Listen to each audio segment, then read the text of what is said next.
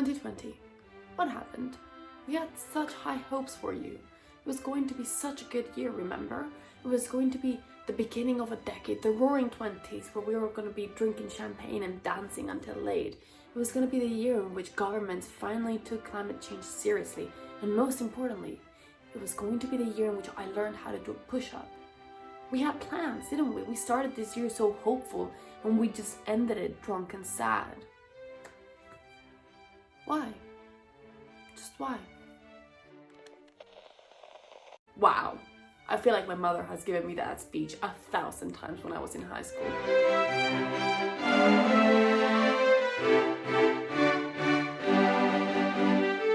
Hello everyone, welcome back to Book and Prejudice, and welcome to my channel.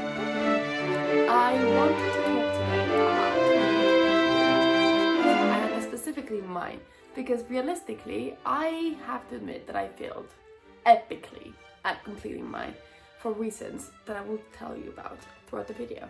However, I have to say that despite failing this one goal, I am very pleased because I managed to finish all of my other goals. I finished my master's degree with a good grade. I finished with an internship that is very exciting for me, and I finished sane, and I haven't murdered anyone throughout the pandemic. So all in all, I think that it has been a pretty successful year, given that the standards were very, very much lowered. So I wanted to talk to you today about my best books of 2020, my worst books of 2020, what I hope 2021 will hold for me reading-wise, and just sort of analyze everything that's happening for me in the reading world. Just a small disclaimer, I don't have the books with me because, as I said, I'm in my parents' house, but I will be popping up the book covers all over my head so you guys can have a visual representation of the books I'm speaking about. So without further ado, let's get into the video. When 2020 started, my goal was to read 50 books throughout the year. However, that didn't really happen, and I ended up reading 27 out of those 50 books, or what is the same 10,037 pages. I am going to focus on the page one, just because it looks a bit more impressive, I think, so that's what I'm going to be doing. Those pages, the longest one was the Crescent City book, which was 803 pages, and my shortest book was Amélie Nothom's Fear and Trembling, which was 187 pages, thus bringing my average to 371 pages, which I think is very accurate in the way that I read. The way these 27 books are broken down, I've broken them down into these sections: classics, fiction, non-fiction, romance, historical fiction, YA, and thrillers.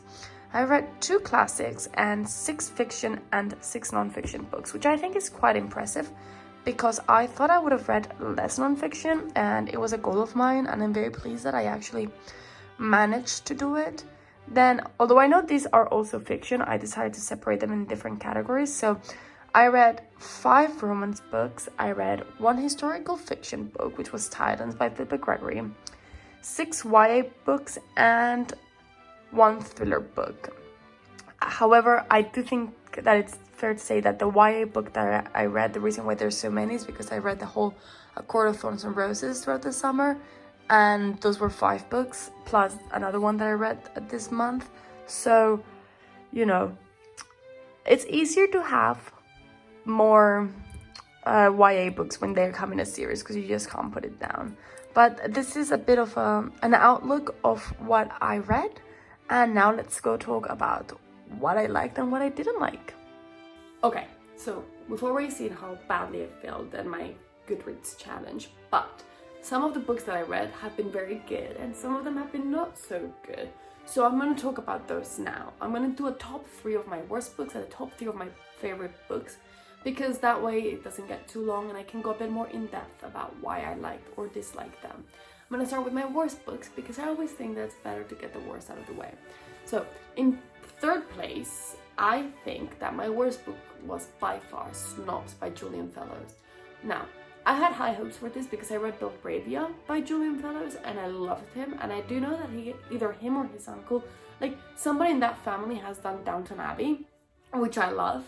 So I had high hopes for this book. However, I have to admit that as I was reading it, it just felt very shallow and superficial.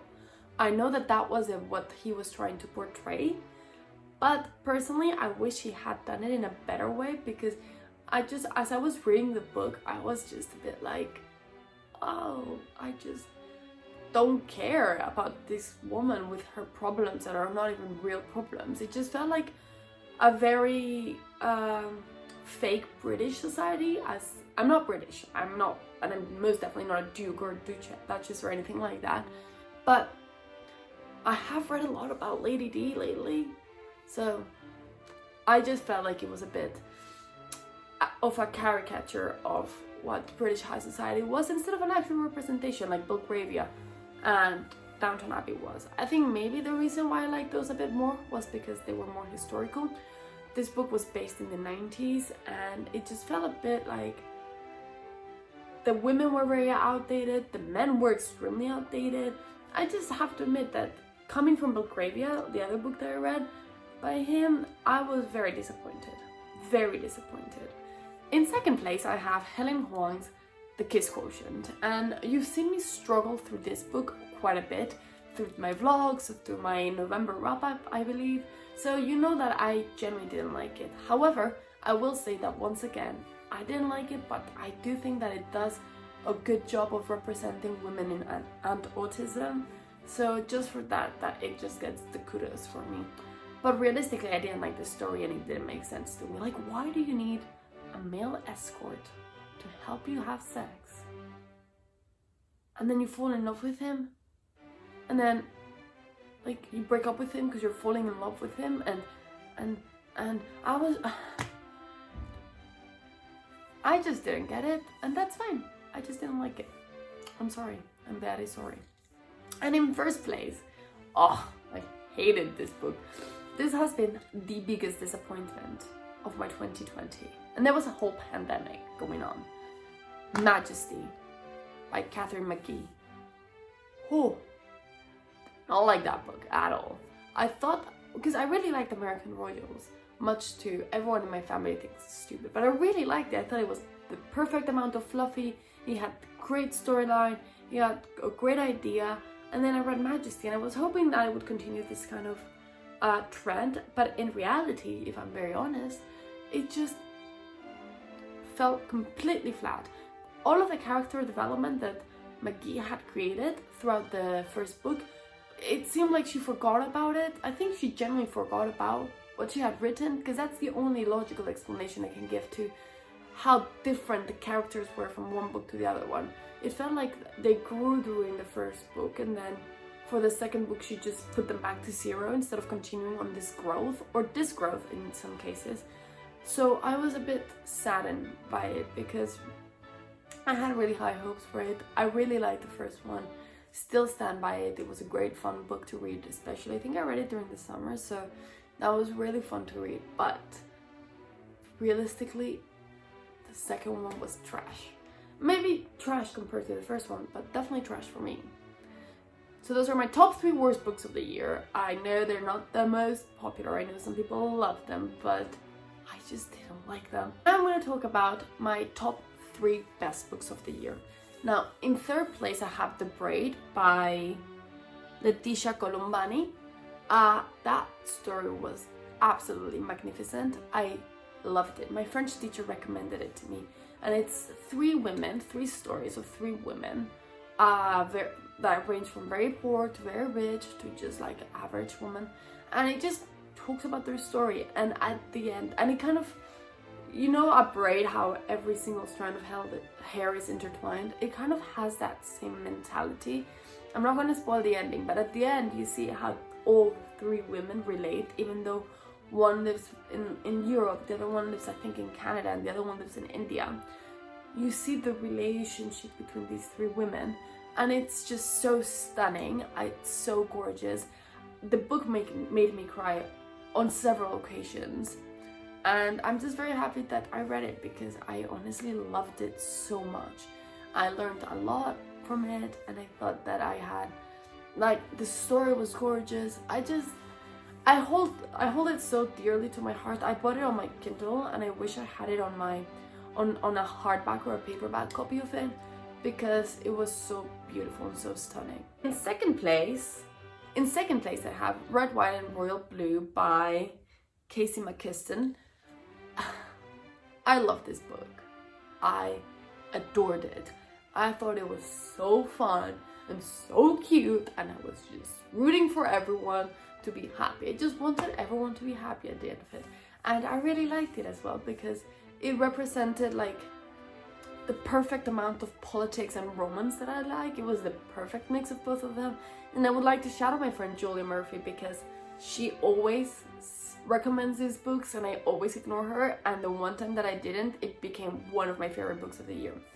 For those who don't know, it follows a British prince, I forgot his name, and the son of the president of the United States, who's a woman, and it just follows their story and, you know, how they meet, and it's an enemies to lovers. It's just so cute.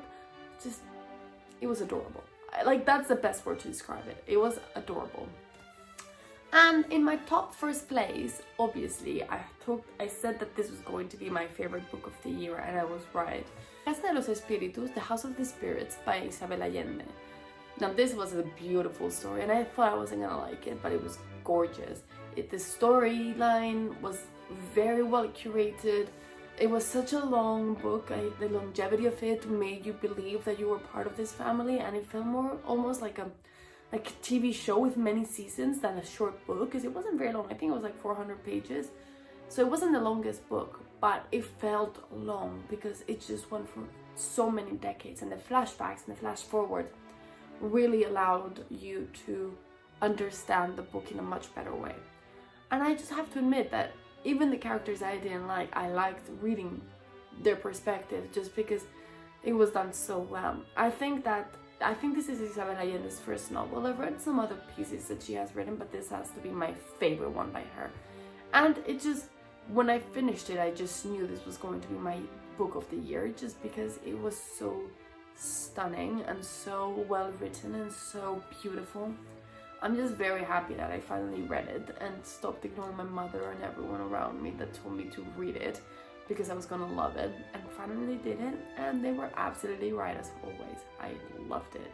So I have spoken about the best and the worst of the 2020, but 2021 has come, and it has come quite strongly for me, because I've decided that for 2021 I'm not gonna set myself some high unattainable goal. I know I probably won't read 100 books. That's just the reality that I live in. I have too much to do, and I don't always tend to prioritize reading, because sometimes I just don't feel like reading.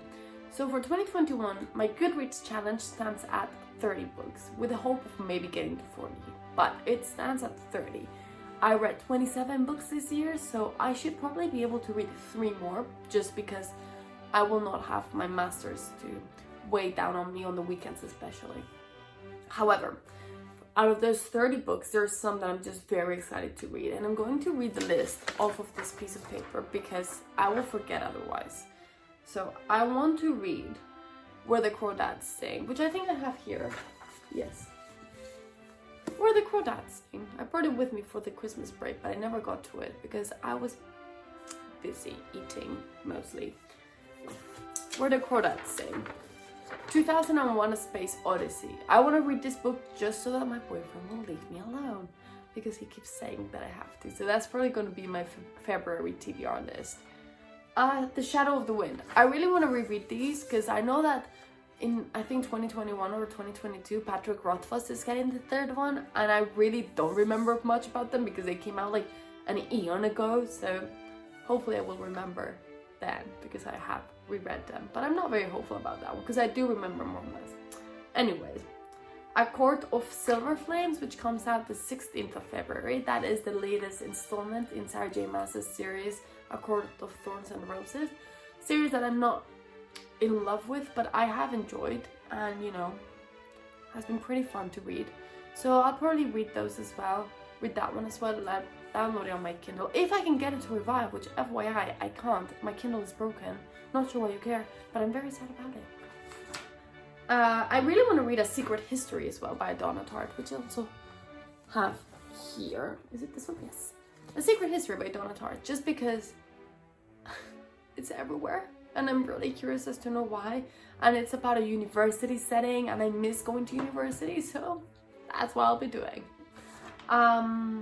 Knots and Crosses. I really want to read that one. I have it at home. I'm very excited to read it because I think that the story is very interesting. I like that kind of concept in which what would happen if the world was upside down and how would people react. I've read similar to that one, The Power, and it was a very surprising book for me. So I'm really excited to read it, and you know, I don't have to pay for it because it is in my house. I don't know why. It's not mine. I'm gonna go with it to my boyfriend's because otherwise we stole the book. Half a Yellow Sun. I really want to read this because I've heard really good things about the author, and also because during the summer everyone was talking about it, and apparently I'm like a year behind everyone else, so I'll probably read it during the summer of 2021 because why not? Why not do that? I really want to read The Ninth House. I don't have that book by Leigh Bardugo, but everyone's talking about it. Again, I think it's set in a university, and I really miss learning and I really miss going to university, so maybe I can vicariously live my hope of going back to uni through book characters. And lastly, The Song of Achilles by Malin Miller. I saw on YouTube a video by Angeline, who I thoroughly recommend. I'll link her channel down below. That she read both Circe and The Song of Achilles together, and she loved both of them, but she liked The Song of Achilles more. So I've read Circe. I will read now The Song of Achilles because I really like the story and I really like her stand and I really like Greek mythology, and I thought that it would be the perfect combination of all of these. So those are some of the books that I want to read in 2020. By no means they are all of the books I'm going to read, but I do think that I can get through those quite easily, so hopefully I will. 2021, did I say 2021? 2021 is going to be probably a lot more of the same, a lot more of staying home and protecting people, and a lot more of being scared of going to the grocery shop and not hugging your friends. But we all know what to expect now, and we now have the ray of hope that is symbolized in the vaccine. So hopefully 2021 will be a bit of a better year for everyone. And if it's not a bit of a better year, at least it won't be worse. Not sure how it could get worse, if I'm very honest. But I'm also not going to put that out there in the universe for it to take the challenge up on me. So just keep it the way it was, or better.